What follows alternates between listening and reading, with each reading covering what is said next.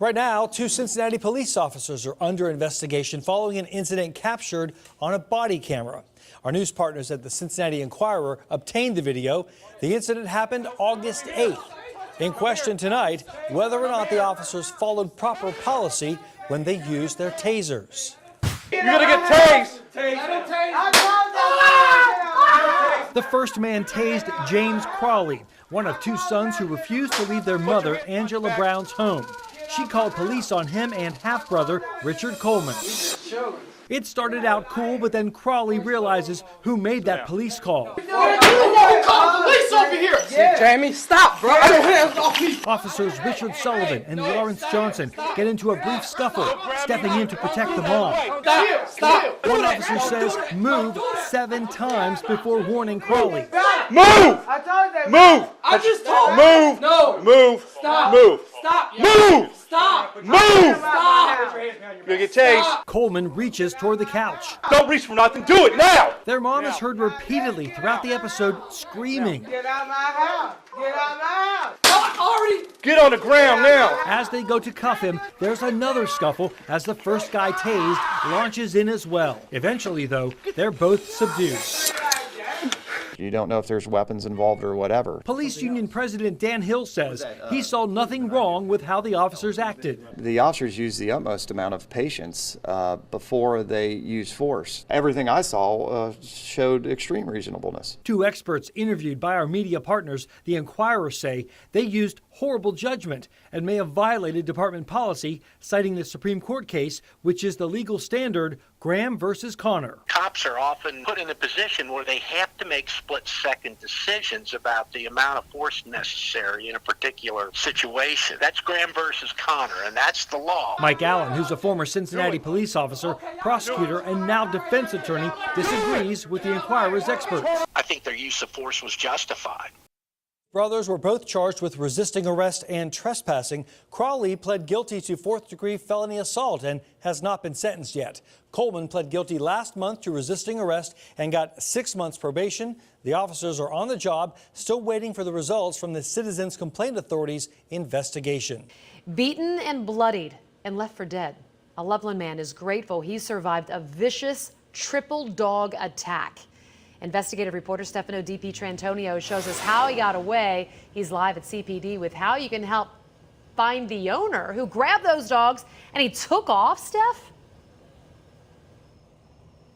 Tricia, if you can believe that, Cincinnati police tell me they are looking for that guy. His 3 pit bulls, 2 white ones, 1 black one.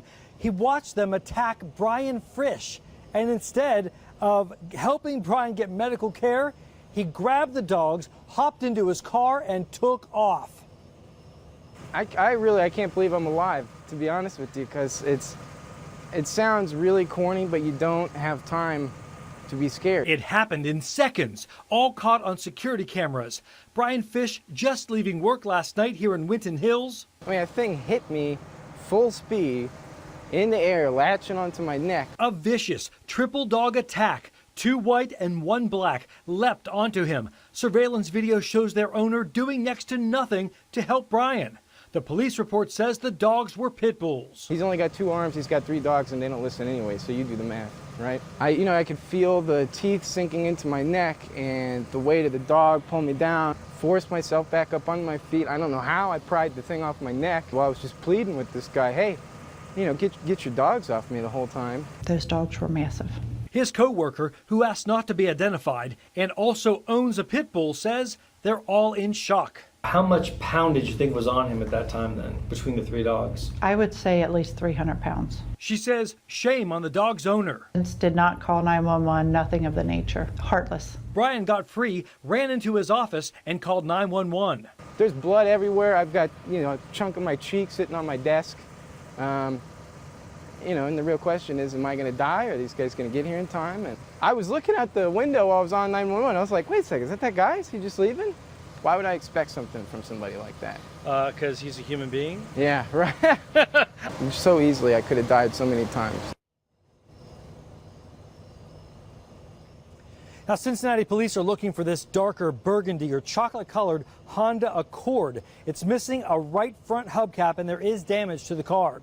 The owner, Brian, describes to police as a bald black male, about 6 feet tall, in his early 40s, around 230 to 240 pounds. If you think you know a guy that fits that description and has 2 white and 1 black pit bulls, call Cincinnati Police. So here are some other stats for you. 50 stitches and a 7-hour reconstruction later. Brian tells me he is grateful to be alive. He says the UC doctors did an amazing job putting it back together. And get this, his company is offering a $1,000 reward to anyone who can help bring those dogs' owner to justice. We're live here at CPD tonight. Stefano Dipietrantonio, Fox 19 Now. Now a video you will see only on Fox 19 Now, a terrifying scene, that minivan careening back and forth and going over that hill on the highway. If you see that, I mean, what do you do? I know. Dozens of drivers watched this unfold, trying to call 911 before somebody got killed. Investigative reporter Stefano Dipietrantonio live near Springboro tonight with this exclusive look. Steph? Tricia, Rob, we're standing on the paved median right now, this cross through on 75. But if you look straight down here by the Dayton Daily News building, this is the grassy stretch. This van came careening down and stopped right here only because a hill brought the car to a stop. It began as a reckless driving 911 call, but it turned into something way more dangerous, even potentially deadly. And our video folks, Roger and Amanda Clark, captured the whole thing on their cell phone. Warren County 911, what's the address of the emergency? The 911 calls to Warren County came flooding in. There's a Dodge Caravan driving erratically. Dozens of people calling in a panic, watching this gray minivan driving all over the roadway and the median on I-75 South near Springboro, August 19th. She was running off the road in the ditches, and then she went across the highway, and then she went back into the ditch and kept driving. I don't know what she's doing. She's hitting her steering wheel. I don't know if she's drunk, hallucinating, or what. Hurry, hurry, he's going to go across the median. Roger and Amanda Clark sent us this video, giving the play-by-play to 911 the whole time. He's going to kill somebody. She went all the way across the highway a few times, back and forth all 4 lanes, and then she just started driving in the median. He's going to go in the oncoming traffic. The van charges up a hill on the median. Please stop! Stop! Stop! Oh my God, I have the license plate. The couple lays on the horn, trying to signal the driver, who until now they think is a guy. Please hurry, I do not want her to kill anybody. She's gonna kill somebody. Stop. A special deputy with Butler County is seen here turning on his emergency lights and trying to head the van off. Special Deputy Blue with Butler County. I've got a vehicle that travels through the median. Okay. Need medical and police here as soon as possible. Okay. Oh my God. Hurry, hurry, hurry.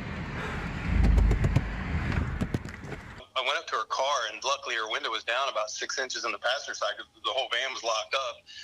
So I unlocked it and put her in park and took her keys. Were you afraid she was going to die right there on you? Yeah, we thought we was going to watch her die. Yeah, it could have been really bad. They see it's a woman, shaking and unable to respond. Hey, just relax, okay? Just relax, okay? Stay here. You okay? You hear about it all the time, and you don't think you're ever going to witness something like that. Yeah.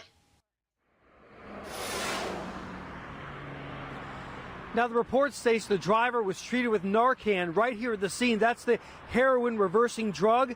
The Clarks tell us it took 4 doses to revive the lady you saw there in the video. She was taken to the hospital, and police tell us they seized a small amount of what they believed was heroin. That's been taken to the state police lab for investigation. And Warren County Prosecutor David Fornshow tells me it takes about 90 days for the results to come back, so no one's been charged yet in this incident. But we've not even been able to identify the woman behind the wheel either. Deputies tell us, though, this time they're just happy that everyone got out of this alive. We're live here tonight in Warren County. Stefano Dipietrantonio, Fox 19 Now. Amazing. Steph, thanks. Is that the thought here? That's exactly what's happening. Of course, the judge wants to ensure that both sides have a fair case here. But ever since we broke this story on July 14th, it was a Friday, this thing started exploding on social media. Then the following Thursday, it wasn't bad enough that they carried the corpse of a baby out of the backyard of their house on that Friday. But within just a few days, they were back with dozens of bright orange buckets like the kind you get at Home Depot and collecting samples out of the family fire pit on the side of the house in several parts of the yard. That's when I think the gravity really set in for this neighborhood, that there's so much more happening here that we don't know. But it's been exploding on social media for the last few weeks. I think that is what's going to be one of the big players in this case. Is there's so much out there that can't be suppressed because it's been out there for weeks now. Also, one of the key factors in this case is the prosecution right now, unless we hear more from the forensic anthropologist that's looking at all the DNA samples they collected from the yard.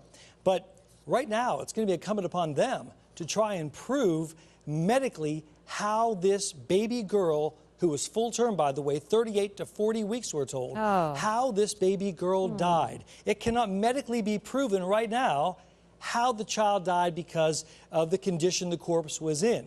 I did ask the Warren County coroner in an interview we aired, was the baby intact when we saw the chief investigator carrying it out of the grave? And he said, well, I could tell you the sex of that baby if it was fully intact. I said, no, I'd heard other things. Were the baby's arms and legs and other parts attached? Was it fully intact? He didn't say yes or no, but his answer was, why would we have a forensic anthropologist on the case right now? And only on Fox 19 now, the quest for Joey Votto's home run ball is back from a home run ball back in August. Well, tonight, we have some amazing news. Stefano Dipietrantonio has this exclusive interview with Super Bub's dad, who said it all started with a quirky instant message. This all started a few days ago when Wally Herbert put out a note on social media looking for Joey Votto's home run ball from back in August. Then, last night, a mysterious instant message pops up from Facebook from a man saying this: my 3-year-old son has an early Christmas gift he'd like to give to you. I have to have that ball. It's been on Wally Herbert's brain ever since that fateful August game against the Dodgers. It means everything. So I reached out to all the Facebook pages I could, all the Reds members. We had somewhere around 4,000 shares for a baseball. And that was just in the last 3 days. Then the instant message that was just too good to deny Wednesday night. My 3-year-old would like to give you a Christmas present. Total stranger. Total stranger to me. And I read down and it says, I have the baseball you're looking for. This ball is tattooed, and I mean way out of here in right field. My goodness. That's Trey Jones in the red shirt and baseball cap, scrambling to get that ball for his son Keegan. It was the first day we ever took him to the Reds game. Sure enough, his first game that we take him to, we get a home run ball, which is insane. Home run, Joey Votto. And the paperwork from the Reds to prove it.